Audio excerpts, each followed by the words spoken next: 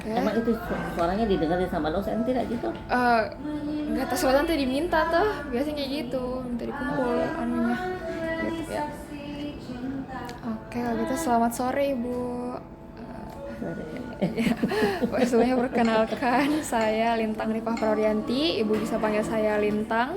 Saya mahasiswa semester 5 dari Fakultas Psikologi Universitas Negeri Makassar. Kalau betul dengan Ibu siapa saya berbicara? Saya Heni. Oke, Ibu Heni. Sebelumnya saya ucapkan terima kasih atas kesediaannya Ibu Heni untuk hari ini saya wawancarai. Oke. Ibu Heni di sini kalau betul jabatannya sebagai apa Ibu? Pemimpin outlet. Sebagai pemimpin di kantor ini. Ya.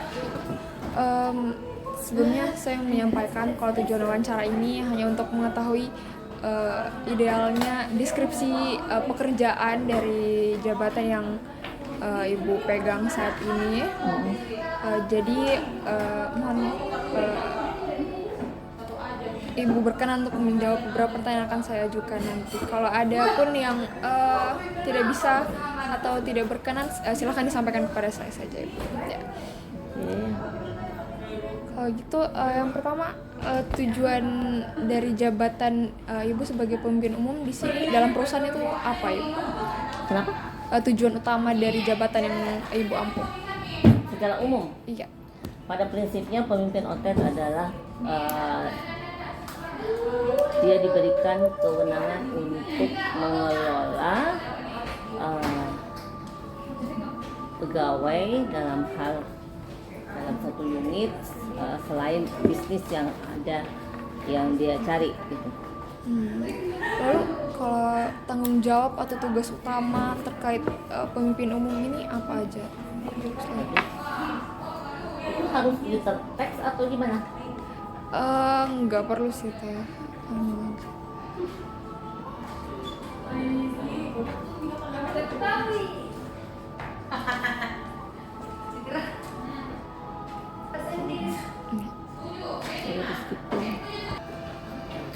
Mengelola baik itu secara operasional maupun bisnis ya. Artinya setiap unit itu kan ada target bisnis yang harus kita capai, termasuk dengan bertanggung jawab terhadap pegawai yang kita pimpin. Kalau terkait pengambilan keputusan, bagaimana itu wewenangnya pengambilan keputusan oleh jabatan pemimpin umum ini? Pada prinsipnya keputusan itu kami diberikan dalam setiap transaksi ada kewenangan. Begitupun dengan teller maupun CS juga ada kewenangannya. Saya juga bisa ada kewenangan sebatas transaksi terkait operasionalnya mereka. Lalu untuk keterampilan teknis, adakah keterampilan teknis yang diperlukan untuk menjalani jabatan kepemimpin umum ini? Untuk saya rasa sama-sama ya untuk menjadi naik dari level maksudnya asisten menuju ke pimpinan itu pasti melewati beberapa asesmen ya. Lalu kalau tadi kan ada beberapa tahapan lah yang harus dilalui dulu untuk sampai ke tahap pemimpin. Adakah syarat pendidikannya atau sertifikasi khusus yang diperlukan untuk jabatan ini? Kalau sertifikasi khusus kita ada yang namanya di posisi tertentu kita ada namanya asesmen yang harus kita lewati. Terus artinya dari sisi kalau di perbankan itu kan kita ada sama dengan PNS, ada grade-nya, ada level-levelnya. Jadi seperti misalnya teller itu hanya sampai grade 4. Dari grade 2, 3 dia naik ke grade 4 langsung naik ke CS itu dari 4 bisa sampai 7 seperti itu. Nanti ke penyelia bisa jadi 8 atau 9. Pemimpin outlet bisa 9 sampai 11. Kalau gitu berarti adakah pelatihan atau pengembangan yang biasa diperlukan untuk menjalani jabatan ini sebagai pemimpin umum gitu? Pemimpin umum, Iya, pemimpin pada umumnya. Iya, kita sebagai posisi pemimpin ini, adakah pelatihan atau pengembangan yang biasa dilakukan atau diadakan? Biasanya sih kalau level tertentu kita memang dikasih pelatihan. Jadi kayak sekarang ini kita direview kembali terkait dengan sertifikasi manajemen risiko. Jadi kita refresh kembali. Sebenarnya sudah kami jalani sertifikat tersebut. Untuk sebagai seorang pimpinan kita harus mengantongi, kalau sekarang itu namanya JK5. Cuma setiap 3 tahun, 4 tahun sekali itu kita harus merefreshnya kembali. Jadi kita dikasih pelatihan kembali dan kita harus ujian. Berarti kalau yang Ibu bilang ada pelatihan lagi untuk direview, berarti sebagai bentuk evaluasi juga untuk pengukuran, betul. Selain untuk evaluasi atau cara pengukuran kinerja dari jabatan ini, selain pelatihan tadi, adakah bentuk lain evaluasi? Kalau terkait dengan pengukuran ya pasti ada pencapaian ya, karena outlet kita kan terkait bisnis. Nah, bisnis itu yang dilihat kan pencapaian, target yang kita raih. Jadi setiap tahun itu kita memang diberikan di drop dari cabang. Jadi sebelum dari cabang itu dari kantor wilayah itu kita di drop target kita berapa cabang secara garis besar ya. Cabang dapat sekian puluh miliar, itu nanti di drop lagi ke outletnya, termasuk salah satunya kami di sini. Kalau terkait struktur pelaporan jabatan ini, kalau jabatan yang Ibu jalani saat ini sebagai pemimpin, bagaimana struktur pelaporannya, kepada siapa Ibu melapor? Melapor apa ini? Terkait kerjanya di sini. Operasional. Iya. Kita masing-masing ada ibaratnya kayak apa sih ya kalau di luar itu? Kita sebutnya BBM ya. Jadi BBM itu branch manager. Saya lupa secara ininya ya, tapi maksudnya dia sebagai kepala yang membawahi kami yang outlet itu. Jadi kalau terjadi sesuatu atau ada hal yang di luar kewenangan kita melapor ke mereka, ke personnya.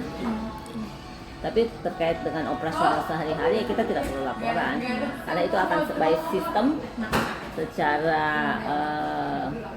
operasional, secara sistem itu sudah ada, sudah terreport. Jadi yang perlu kita lakukan ya hanya terkait laporan yang di luar dari yang semestinya, yang itu baru kita lapor. Kalau peluang pengembangan karir atau jalur promosi terkait jabatan ini itu seperti apa ya? Promosi macam-macam sih ya. Promosi misalnya ada penawaran. Yeah. Misalnya mau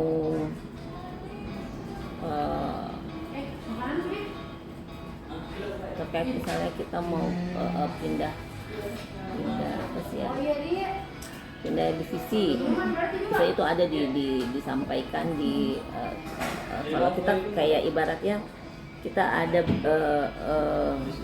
bukan koran ya, apa sih namanya, kita namanya BNI Forum sih.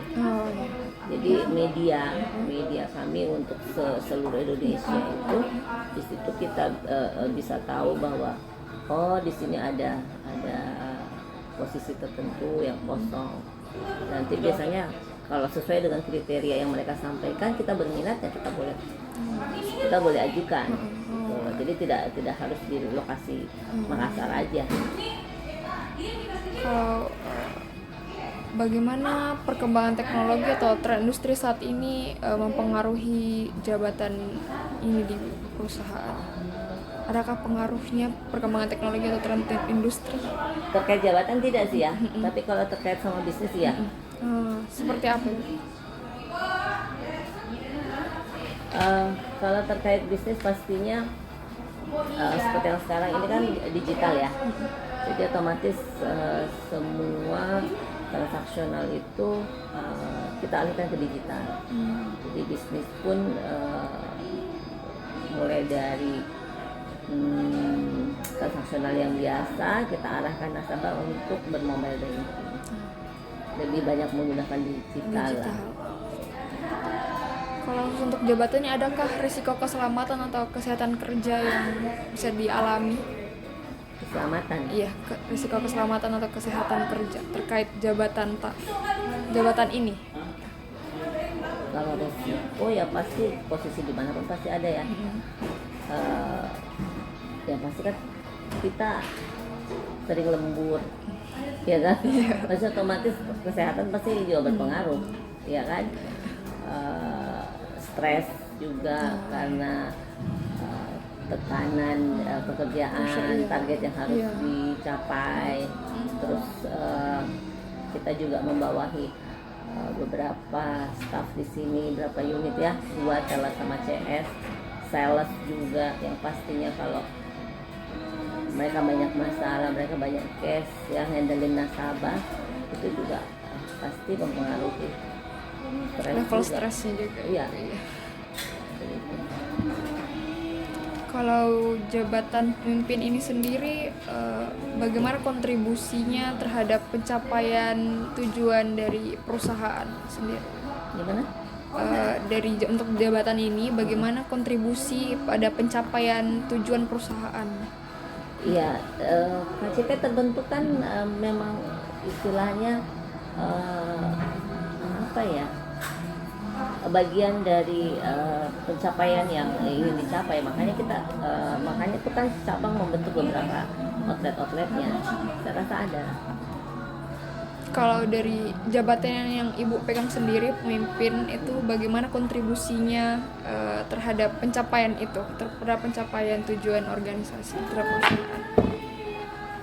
Ya pasti ada lah kontribusinya, karena bagaimana kan kita di sini sebagai pemimpin ya, kita yang mencari target, kita yang bukan mencari target ya, kita yang mencapai target, menghasilkan target yang diberikan, kita yang mengarahkan kepada adik-adik pimpinan, dan kita pun istilahnya selain target yang diberikan, pasti layanan kepada masyarakat. Di situ juga kita memberikan kontribusi, karena nggak mungkin hanya secara staf saja melakukannya, pasti kan harus ada pimpinan yang sekaligus mengawasi. Lalu adakah regulasi atau standar kepatuhan khusus yang harus diikuti oleh jabatan ini? Apa? Standar atau regulasi kepatuhan khusus yang harus diikuti oleh jabatan ini, jabatan pemimpin ini? Standar atau? Regulasi atau standar kepatuhan khusus? Mungkin ada peraturan. Pasti ada. Itu tadi kita semua ini yang unsur pimpinan ya, pimpinan itu kan bukan hanya pemimpin outlet, tapi udah kayak penyelia, pemimpin bagian itu sudah kami diberikan pelatihan terkait risiko kepatuhan, dan itu tadi seperti saya bilang, itu diulang, di refresh, dan itu akan kita diuji kembali, dites kembali.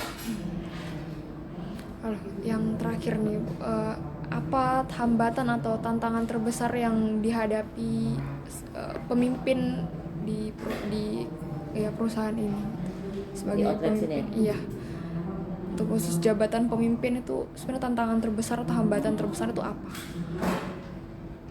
Ini nggak ada sih, yang paling susah itu kalau nyari closingan. Gimana itu nyari closingan itu? Maksudnya mencapai target, tapi kalaupun misalnya bukan hambatan sih ya, ya kalau itu bagian dari kerja ya sama ya tantangannya ya tiap itu kan beda-beda ya. Ngehadapin perbankan itu kan sama dengan layanan, jasa layanan ya, cuma beda dengan istilahnya. Tapi mungkin sekarang sudah mulai nih kayak rumah sakit dan sebagainya, dia bukan hanya melayani tapi kita mencari profit. Ya begitu juga perbankan, ya bukan hanya layanan saja tapi juga kita mencari profit. Jadi otomatis terkait bisnis ya itu tadi kita harus mencari profitnya juga gitu. Jadi hanya bukan sekedar kita melayani transaksi nasabah. Kalau gitu ya. Seperti itulah sesi wawancara kita hari ini, Bu. Saya ucapkan terima kasih atas jawaban dan kesediaan Ibu. Ya, kalau ada jawaban yang lain, maksudnya ada pertanyaan lain yang masih kurang ini, bolehlah nanti ditanya by WA juga boleh.